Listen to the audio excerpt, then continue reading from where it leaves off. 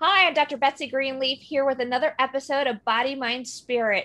Very excited today. We're going to be talking about children's health with Dr. Sheila Kilbane. Thank you so much, Sheila, for being with us. Oh, it's my pleasure. I'm very excited to be here. You know what? I was reading a little about your history, and you said you knew from the time you were 7 that you wanted to be a doctor. Did you always know you wanted to be a pediatrician? I didn't. I always thought I wanted to do surgery. I wanted to cut people open. I was used to tell my mother I wanted to be a brain surgeon, but I just loved anything. I was a big tomboy, and I was cutting fish open and frogs open, and it just anybody in my family who got a sliver or something, they would come to me, and I would get a little needle or whatever and take it out.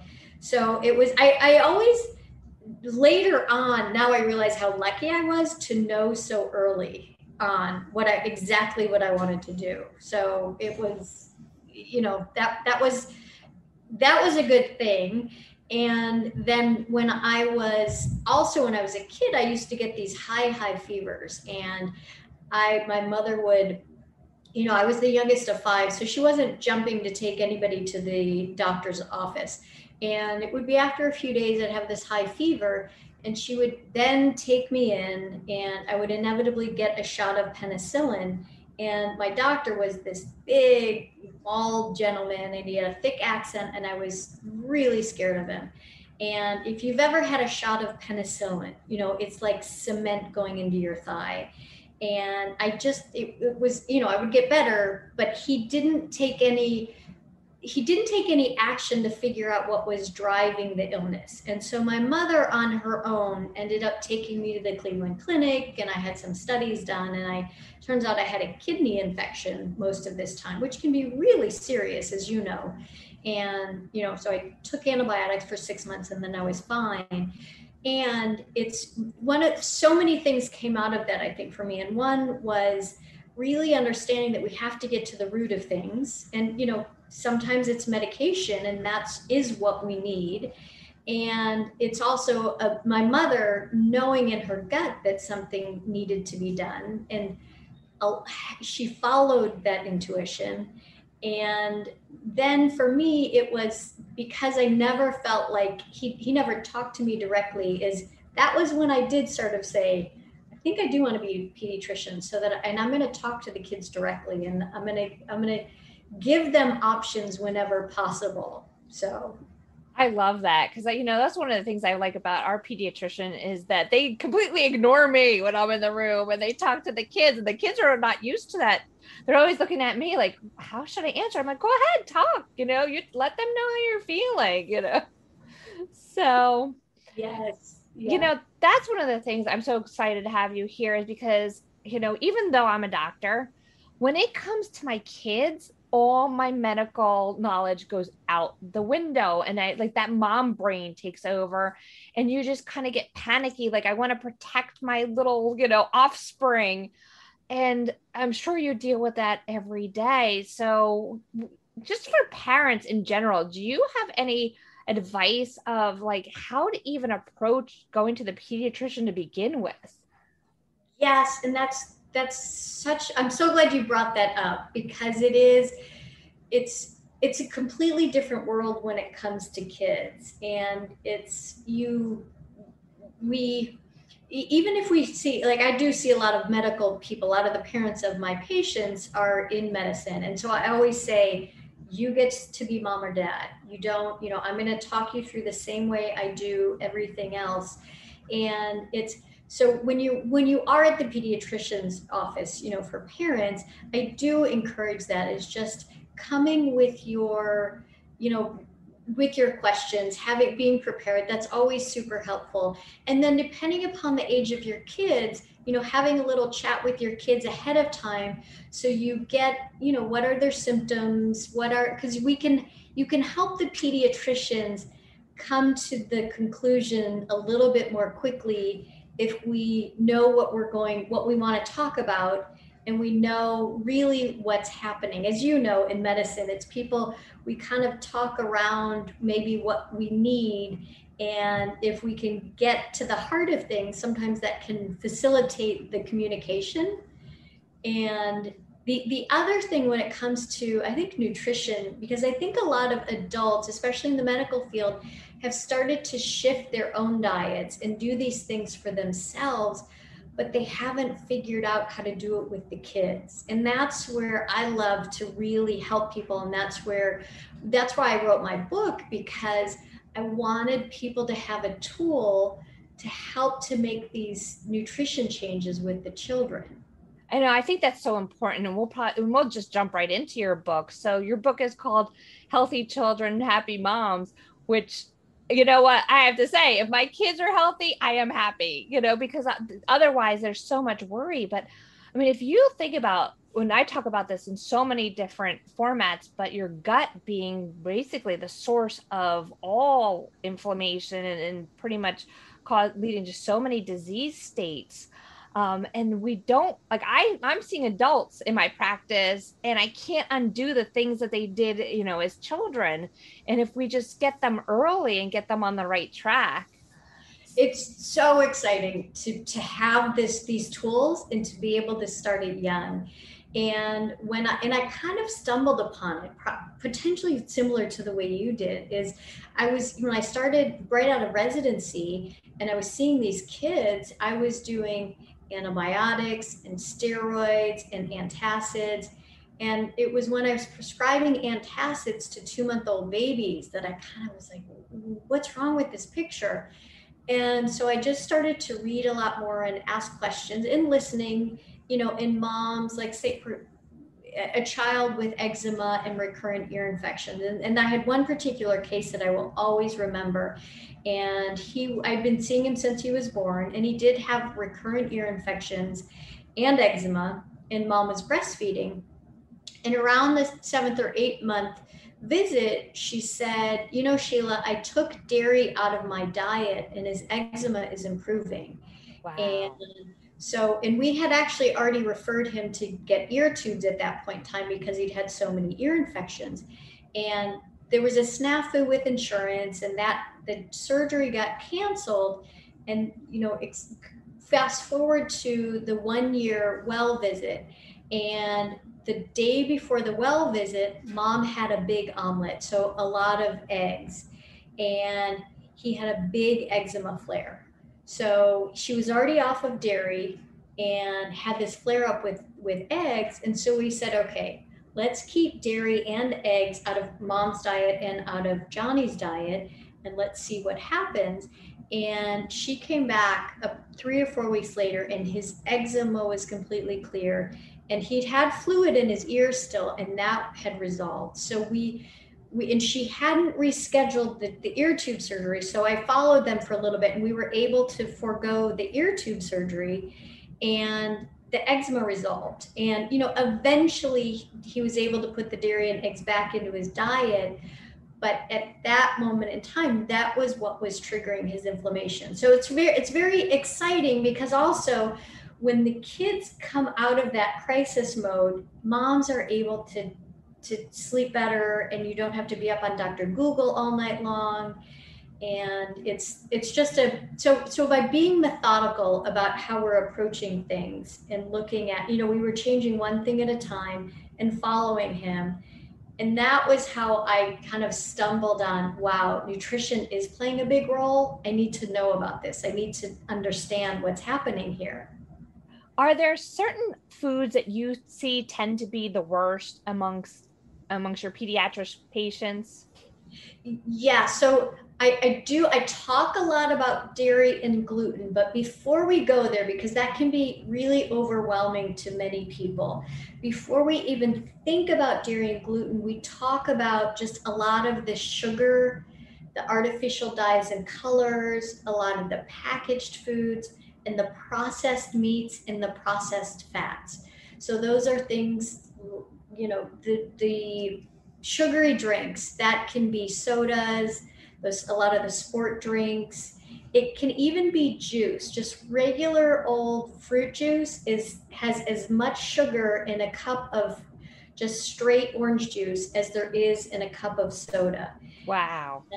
Right? So and we think that we're doing a healthy service with that, But what we know is that sugar suppresses the immune system. So that can be one of the number one things we do. If I'm seeing a child for the first time who has recurrent illnesses and they're on antibiotics, every few months, the first thing we do is just start to decrease those sugary drinks, and we just replace them with water. And then we go and you start to look at the packages in your pantry and in your refrigerator, and we start to get rid of those artificial dyes and colors. So I would always start there, and that's where we were just talking about on my website, we have the option, we have a mini cleanse, and I can give you that link that families can just start making those really simple changes that can make a big difference quickly. I always wonder, like when I'm in the supermarket and I'm going down the cereal aisle, like I think like, how can this still be sold? I mean, that talk about sugar and artificial colors and like, these rainbow of colors, and these things are like targeted as kids cereals, and that this is what kids should be eating for breakfast. And I'm surprised that they're still, on the market, and that people still think this is a normal thing that we should be doing for a breakfast. Yes, it's not really food, and it's just how you said, it's marketed to kids, and it harms, we have this nice, the layer of our GI tract, we have this really thin layer of cells in our GI tract, and if we're eating those artificial dyes and colors and a lot of sugar, it harms that, which ultimately impacts our immune system. And it's really, sometimes you'll feel like you're at the you're up a creek without a paddle, but little by little, if you start to make those changes, that's where you start to see the magic happen.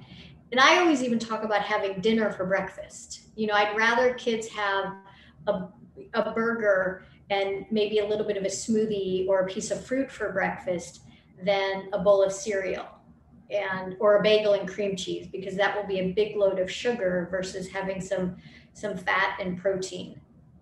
That is great. I can't wait to find out more when we come back from the commercial break.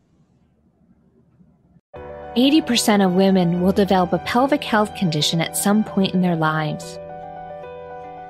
There is relief. There is hope. The Pelvic Floor Store, your resource for personal health. And we're back with Dr. Sheila Kilbane. We were talking about foods and inflammation, especially in children, leading to disease. I was thinking about it because when I think back on the processed food market, I'm thinking a lot of those foods, I may be getting the dates off, but like maybe around the 50s, 60s, started seeing more processed foods. And I was wondering like what the impact on like rates of childhood diseases we've seen, in modern times because of all these processed foods. Yes, the rates of chronic illness. So kids, it used to be about 15% of kids had a chronic illness, and now it's closer to 50%. Wow. One in every two kids. And it's in anybody who's been in a school now. If you think about when I was a kid, I went to a small elementary school, and I remember one child in the whole, one of my little friends got type 1 diabetes, but she was the only kid I remember in the whole school with an illness. There weren't EpiPens and peanut allergies and peanut classrooms. And it's completely changed now. And the rates of food allergies, autism, asthma, ADHD have significantly risen. Eczema in some parts of the country is up to 30% now. And so it's, we could talk for, hours about what's happening there, but one of the biggest things we have changed is our food. And we're living these lives where we're eating much more of our food out of a package versus something that's grown in maybe a backyard garden or that you're getting at a farmer's market. And we're spraying our food with a lot more pesticides and herbicides. And we're living a lot further away from the land, and we have a lot of hand sanitizers. There's something called the hygiene hypothesis. And what that proposes is that we're almost too clean, in that we're not playing out in the dirt. And even gardening, you pull a weed and you get a shower of bacteria that we are ingesting, and that helps to keep the good bacteria in our GI tract. So yes, we want to be clean. We want to wash our hands with soap and water, and sanitization, from the 100 years ago is part of why we are so healthy now, but we've swung the pendulum a little bit too much, and we're not getting exposed to things that actually prime our immune system. So when our immune system sees something from a soil, whether it's a parasite or a bacteria, that actually helps to start the maturation of our immune system, and that's needed. And so there's some research saying that might be part of why we're seeing such an increase in these illnesses. I feel so guilty because I didn't realize this until a few years back. I mean, my kids are now turning 11 and 13. And I remember when they were toddlers, I was one of those parents running after them with the hand sanitizer, clean them every 2 seconds, when really kids need to be playing in the dirt. So, yeah. Well, and it's a difference between playing in the dirt versus being at a daycare. If you're in a daycare and you're being exposed to all the other kids, that's where I am a bigger proponent of, washing hands. And ideally, we're using soap and water and hand sanitizers only when needed, because they're killing a lot, because we do have bacteria on our skin, and we don't want to completely wipe out all of that bacteria, because that impacts the health of our skin. So it's you were doing the right thing. You were doing what you knew at the time. And that's the other thing I always talk about, is we are always doing the best we can given the circumstances. And so now, research is shifting. So now we just shift a little bit about, in what we do with kids. I wanted to go back to the inflammatory foods, because, I find is so confusing is the dairy thing. Because I remember growing up and being told by my pediatrician, at the time, drink milk, you need it for your bones, you need to grow. And, I'm still getting that message from our traditional pediatricians that the kids need to be drinking 3 cups of milk a day. But at the same time, I know it's inflammatory. So what is a parent to do, and what are other good sources of calcium, and do we need to be supplementing with calcium? Yeah, so I have an entire chapter in my book on dairy, because this is such a hot button topic for parents, for grandparents, for pediatricians. Sometimes grandparents are like, oh no, how can you not be giving them dairy? So the thing that we confuse, I think, is we think dairy equals healthy bones. So what I do is I break it down and I say, okay, dairy, we get calcium, we get fat, we get vitamin D, but vitamin D that's fortified. So it's not even natural in milk. We get vitamin D through sunlight and through cold water fish. So what I do is I say, okay, what do we need for healthy bones? Does it have to be dairy? Does dairy have to be our source of calcium?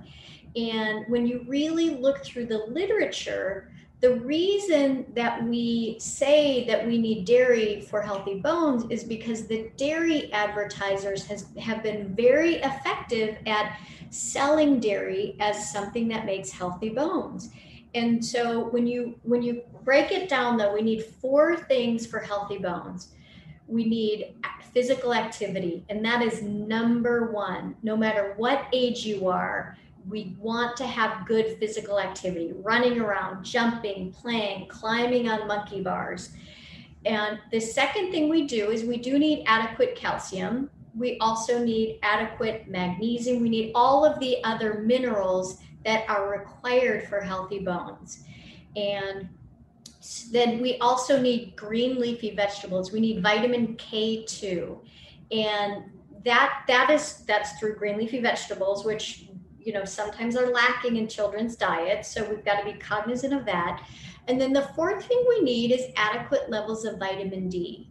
And which, again, we can get that through sunlight, we can get that through cold water fish, and we can get it through good high quality supplements, especially in most places in the winter time. You're unless you're around, a ring around the equator, you are going to need to take a vitamin D supplement in the winter time.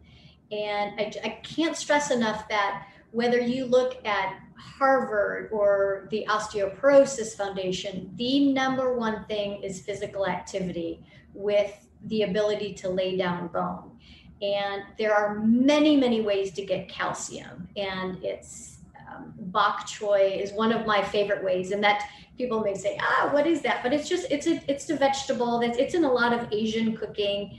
And it's readily absorbable calcium. We also get calcium through oranges, through almonds. There's a whole list in my book of foods high in calcium. So it's, if you are somebody who tolerates dairy, you can do small amounts of milk, but so many people are sensitive to dairy but just don't realize it. And the studies with constipation and dairy, one study showed that 65% of kids with constipation improved when dairy was removed, and they improved within 1 week. So it's quite remarkable the amount of laxatives that we prescribe in pediatrics, when could we just be making a few nutrition changes and support their systems that way? But that brings up too, because you were talking about how calcium's in almonds. What about some of these substitute milks, like the nut milks and rice milk and oat milk and whatever's on the supermarket this week?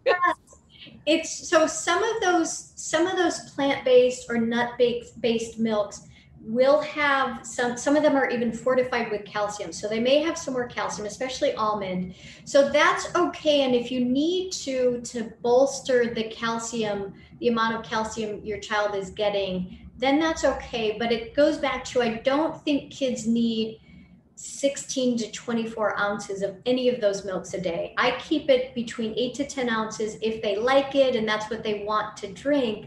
But otherwise, we should be doing water. And it's like cashew milk is another example. That's got some calcium in it. And if you need it for cooking, or even, if you do have a bowl of cereal, you could use one of these other milks that could bolster the calcium that your kids are getting. It's interesting how you say that activity is really the key. And I think back to when I was a child, and, they used to just like open the back door and you just go for hours. Yeah. And the only reason you knew to come home is the town I grew up there, the local fire department had a 5 o'clock whistle. And when the 5 o'clock whistle went, all the kids knew to go back home. Now I find it almost next to impossible to get my kids to go outside, because we have cut off their tablets, the Nintendo, everything, but they're so like, I don't know what it is. And their friends are even worse. Like they're all just attached to these screens. We've become so much more sedentary. And right now in a pandemic, it's more difficult, but that's where I think getting them in soccer, getting them in baseball and basketball, whatever, if you have to even do a little forcing maybe of getting them involved in some of these sports, and even those mini tramps, because you always have to be careful with trampolines because those can be a little bit dangerous, but even though they're so much fun. But even those little mini trampolines, I love those as an option, because most of the time kids will love to do that, and you can get ones that have a handle on it. And that's great. That bouncing is so good for your bone health and for your joints, because it's going to get your heart rate up. So anything that you can do to make it fun. And even, parents, if you're going out for walks, going on bike rides, and getting out with animals, sometimes even getting a dog so that the kids have to go walk the dog is another option.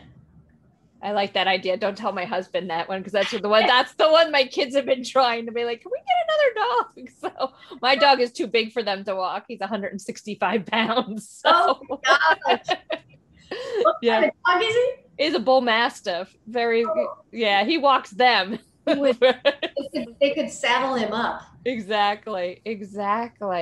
So what other, just quickly, like, I know you can't tell us everything that's in your book, but what other points that you make in your book? Yeah, so I really am very pragmatic in the book, and I go through and I talk about what are the triggers of inflammation. And so just there are 5 simple things. It's food, environmental allergies, environmental toxins, infectious diseases, and stress. And they can all weigh in equally. And it's always a matter of, I talk about it as like a cup of inflammation. So we need inflammation to some extent. If we cut a finger, we need inflammation to stop the bleeding, or if we sprain our ankle, we need inflammation. We need white cells to go to that area to heal the tissue. But what's happening is if we're eating a lot of junk food and not paying attention to those things, is that we've just got a lot of inflammation. And so if we just start to really slowly look at each of those categories, can we add a few more tools to manage stress? Because we're always going to have stress, but can we, maybe have a weekly family meeting to decrease stress a little bit with the kids, and just going through that pragmatically so that we're looking at each category. And that's where you can really start to see the nice magic happen, when we pay attention to that big picture. We make all these changes now, we're going to have healthier adults in the future too. So, it's so important. Yes. And Betsy, that's what I always talk about, that is that I think about these kids when they're 25, 26, and when they're ready to have babies and they want to get married, is I want to help them so that their bodies work the way that we want them to. They can have babies, they can, they have the energy, and that they don't have autoimmune conditions. And we're setting the foundation for them as adults. This is wonderful. Where can people find out more about you? Yeah, my website is SheilaKilbane.com, and it's SheilaKilbane, and we'll have all the information about the book, SheilaKilbane.com/book, and it will be out September 7th of 2021. But it will be a pre-sale here coming soon, this spring. So it should be up pretty quickly. We'll have a link, and it will be on Amazon, and, you can get it at all the, you'll be able to get it from the website. That is great. I'm actually looking forward to it. I can't wait to see it. So once again, I want to thank you so much for taking the time, for being with us today. Absolutely. It's been great. Thank you. And I just want to remind our listeners and viewers that if you enjoyed this programming and any of the other programming on WYTV7.org, please check out their website. Also, if you feel free to donate so that we can continue to bring great programs to you, and also check out some of the other projects that they're using those donations for, because they're always involved in something great. Also, to find out more about me, go to drbetsygreenleaf.com, and we'll see you again next week on Body, Mind, Spirit. Thank you again, Sheila, for being with us. Absolutely. My pleasure.